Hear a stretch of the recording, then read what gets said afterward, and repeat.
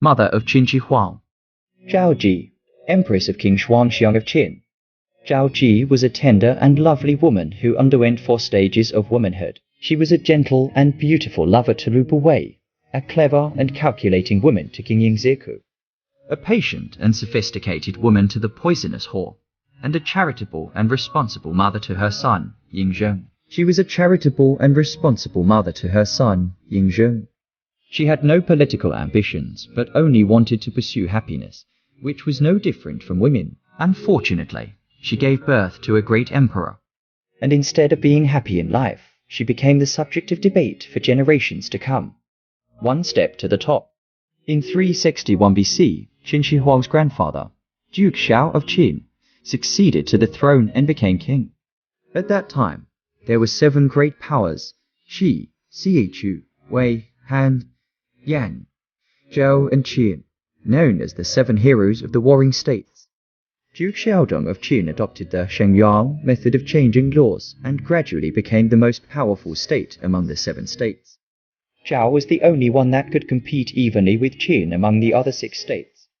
Under the command of the famous General Lian Po, Zhao defeated Qin twice, and at a meeting in Takikai, Zhao's Lin Xiangru, with his fantastic courage, thwarted the Qin king's diplomatic campaign, forcing King Zhuangxiang of Qin to send the son of the crown prince, and Gujin, Win Iron, to Zhao as a hostage. It was a bitter blow to Ying Yiren, who was depressed and sad all the time. At this time, he met Lu Buwei. Lu Buwei was a wise man, and after traveling to 7 countries, he saw Qin's political and economic prosperity after the reform of the Shengyang law and decided that the world would surely be Qin's. He decided to use the money he gained from business to finance his business. He was determined to use his massive profits from business as the basis for his political career.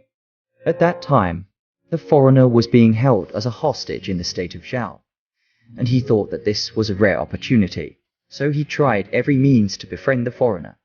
As the foreigner was imprisoned in Zhao and had no relatives, he quickly became a close friend of Lu Buwei. Lu Buwei told him, "Qin is the one who will govern the world in the future.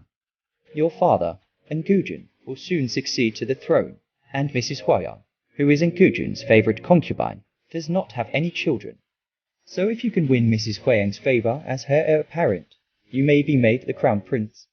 Then the ruler of Qin will be you." After that, Lu Buwei went to Qin in the name of business and bribed Madame Yang's sister with a lot of money to encourage Madame Yang to say good words. She was winning the foreigner as her godson for her future status.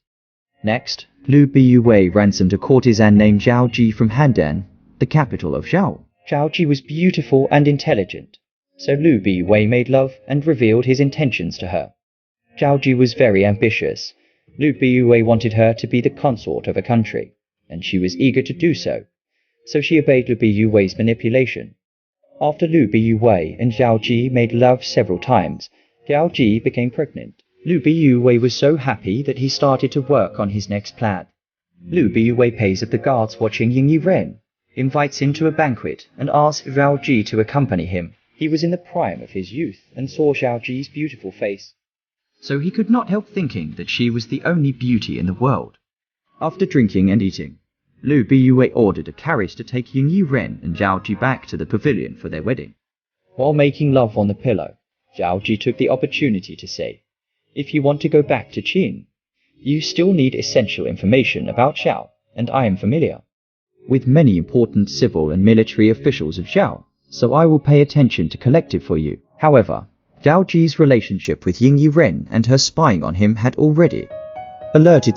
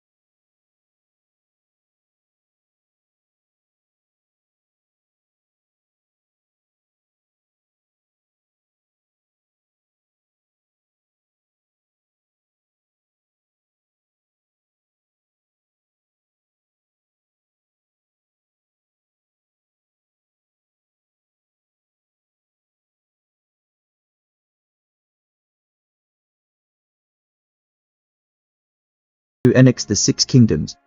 Zhao was the first country to be annexed. Mingwu and Zhuangxiang were sent to lead the army, but failed to win the battle. The following year, Chen Zhao, the ruler of Chang'an, and Fan Yuhu, a general, were sent to meet them. Chen Zhao was only 17 years old at the time, and even though he was very talented, he had no real battle experience. Fan Yuhu also realized that the king of Qin had appointed Chen Zhao as a spy, and told Chen Zhao the secret of the appointment, which angered Chen Zhao. So he held back his troops when they reached the town of Tunlu, present-day Changji County, Shanxi Province, and Fan Yuhu wrote a rant, exposing the fact that Dao Ji was originally a concubine of Liu Bei and that he had used the tactic of connecting the flowers with the wood to conspire to take over the power of Qin, and so on. At that time, Zhang Tang was defeated by the Zhao soldiers and was waiting for reinforcements. When he heard that Chan and Jun was coming to help him, he felt relieved. But unexpectedly, he received an order from Chang Jun telling him to lead his troops to attack Chang'an and destroy Qin's king, Yingzheng, and Liu Bei immediately. Zhang Tan was a complex man, and he decided it would be a waste of time for him to destroy the king of Qin with the power of Chang'an, so he rushed to Chang'an to report to the king of Qin. The king of Qin hastened to discuss the matter with Liu Bei, who had designed the trap carefully.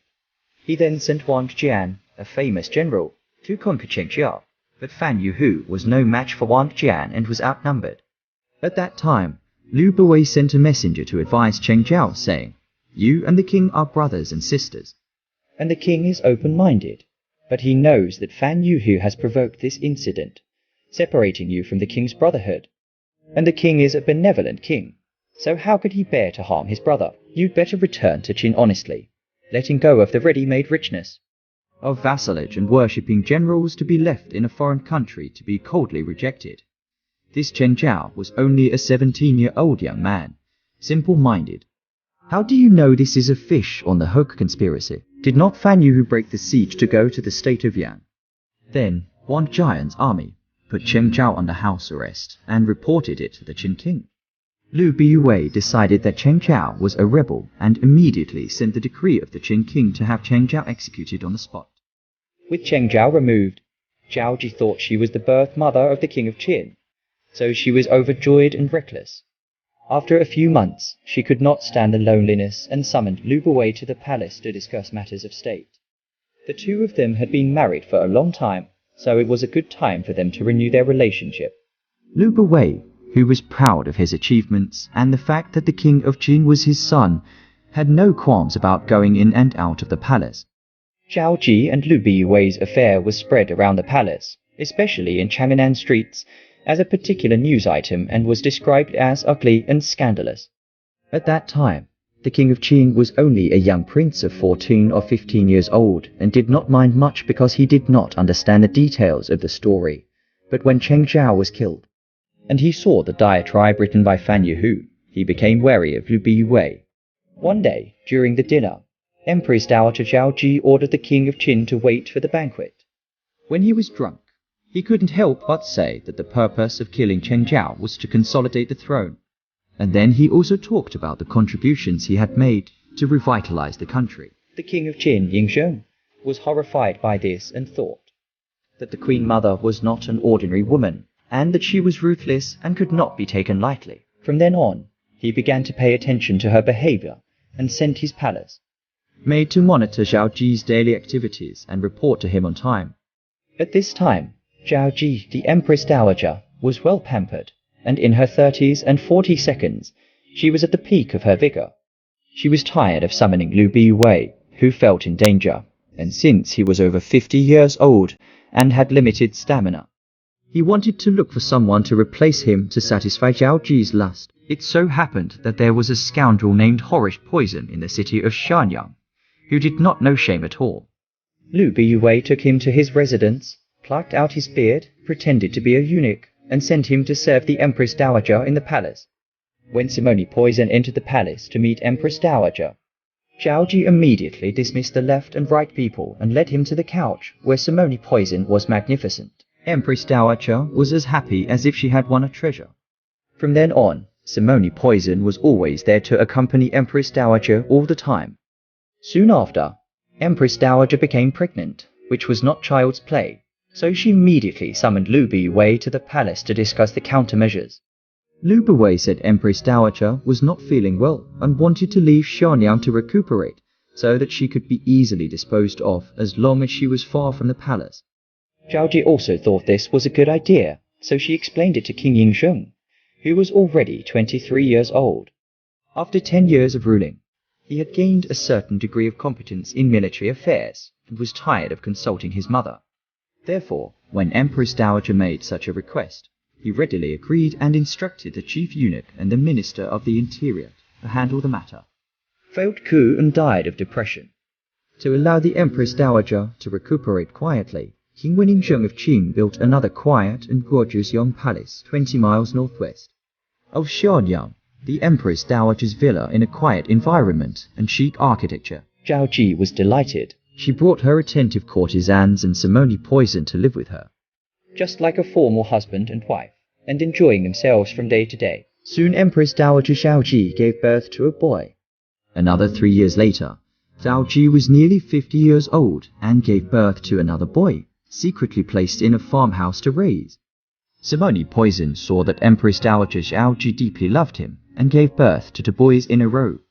Knowing that if Empress Dowager Zhao Ji passed away, the King of Qin could not spare him, Simony Poison intended to usurp the throne. He asked the Empress Dowager Zhao Ji to order the King of Qin to give him a marquis. The Empress Dowager Zhao Ji, of course, agreed and asked the king to make Simony Poison the Marquis of Changxing for his service, and to make him the governor of the court of Taiyuan County, so that Simony Poison would be in charge of the carriage horses, clothes, gardens, and hunting grounds of the palace. Now, Simony Poison's power was increasing, and gradually his ambition swelled. He made a secret plan with Empress Dowager Zhao Ji to eliminate the King of Qin, Wenjing. He let the son born to Simony Poison succeed the throne as the king and let Empress Dowager Zhao Ji listen to the government through curtains. The Empress Dowager, who was obsessed with sex, actually agreed to it. And Simony Poison went on a rampage to develop a party of trusted people to conspire to stage a coup d'etat. One day, when he was drinking with the royal officials in the court, he got very drunk, and a quarrel arose between them over gambling and gambling. Simony Poison, who was relying on the power of Empress Dowager Zhao Ji, cursed the minister, saying, "Who are you to contradict me? I am the false father of the King of Qin. You have no eyes to recognize the superiority or the inferiority of the superiority. From now on, the whole world of Qin will have to listen to the authority of the seniority of the superior. I am the false father of the King of Qin." Upon hearing this, the ministers immediately reported to King Yingzheng of Qin that Simony Poison was plotting a rebellion. The King of Qin then sent his trusted ambassadors to discover the truth. The envoys went to the palace and discovered that Simony Poison was not an eunuch, that she was having an affair with the Empress Dowager, and that she had given birth to 2 boys. The King of Qin was so furious that he ordered to kill of war Poison and the 2 sons born to the Empress Dowager Zhao Ji and Yuan Poison, and sent the Empress Dowager Zhao Ji to Fuyang Palace to be supervised by the Forbidden Army. He also ordered Liu Biwei to move to Hunan province to live. He was dismissed from the minister's post and ordered to move to Hunan province. After Liu Biwei settled down in Hunan, all the countries knew that Liu Biwei had been the prime minister of Qin for many years, and was quite capable, so they all asked him to preside over the state affairs to fight against Qin. Upon hearing this, the King of Qin personally wrote a letter to Liu Biwei, asking him what he had done for the state of Qin, and what kind of kinship he had with the state of Qin that had earned him the title of father-in-law, and ordering him to take his whole family to live in Shuzhong. After receiving the order, Liu Biwei sighed a few times, thinking that if he told the truth, it would be inconvenient for him to do so because of the ambiguity of the matter, and because the King of Qin, Wenjing, was violent by nature. The emperor's face was 10,000 times more expensive than gold. Zhao Ji was already very miserable when she heard the news of Liu Biwei's death. It was excruciating, but she could not die of martyrdom. She recalled the first time she met Liu Biwei, remembered that he saved himself from the dust, remembered and his past love, could not help but chopped up her liver. All the thoughts were disheartened. Since then, Zhao Ji has washed her face with tears and remained silent daily. After 3 or 4 years, she finally died of depression.